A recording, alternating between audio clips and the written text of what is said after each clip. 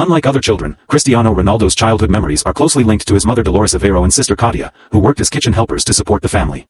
From a young age, Cristiano showed a passion for the round ball and demonstrated different qualities. He could turn everything into a ball, from spherical objects to water bottles.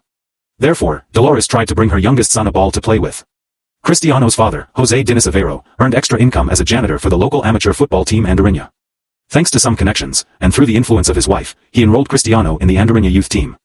Dolores always believed that Cristiano could change his life through football. But things did not go smoothly for Cristiano.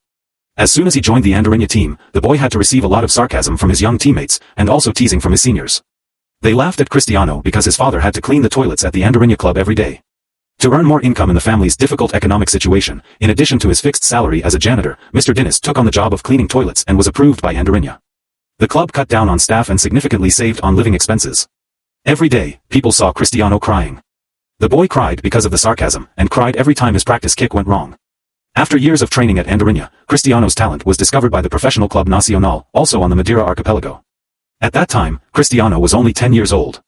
After 2 years, a turning point appeared when Sporting CP, a big club in the capital Lisbon in Portuguese football, came to make a transfer offer to Nacional. Nacional had a huge debt with Sporting, about 450,000 euros. Sporting wanted Cristiano, and agreed to reduce the debt with Nacional by 25,000 euros. The deal was completed very quickly, and Cristiano became the most expensive young player in Portugal. At the age of 12, Cristiano left home to live alone in the capital Lisbon. The Sporting Youth Football Center did not have its own housing. Therefore, the young players had to share shabby rooms rented by the club, equipped with an old TV, an old basin and a sink. Once again, tears fell. At first, there were taunts aimed at Cristiano because of his island accent. The sarcasm came from the training ground to the old dormitory. Even some of the culture teachers that Sporting hired made fun of Cristiano's island accent. Cristiano only asked to drop out of culture classes when he was 14, so he could spend more time on football. That made him even less respected by his teammates.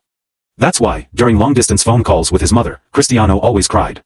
He wanted to go home, live with his family and practice football in the Madeira archipelago, instead of enduring the hardships in the capital. Sunday was always the worst day for Cristiano. It was a day without football. Other children had their parents visiting them, receiving all kinds of gifts. Cristiano was alone, feeling both sorry for himself and enduring the mocking laughter.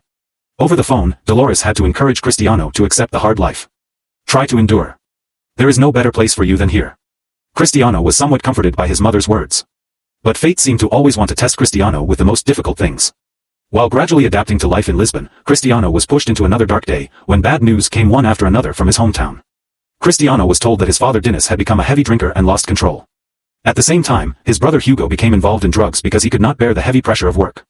Since then, the story of Cristiano's family has become a subject for ridicule among young Sporting players.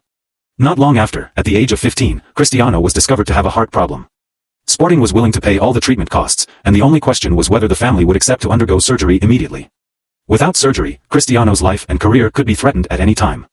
But surgery only guarantees Cristiano's recovery, while his ability to continue playing football is a matter of luck. Cristiano cried. Dolores stayed up many nights thinking, analyzing the possible risks, and finally agreed to the surgery.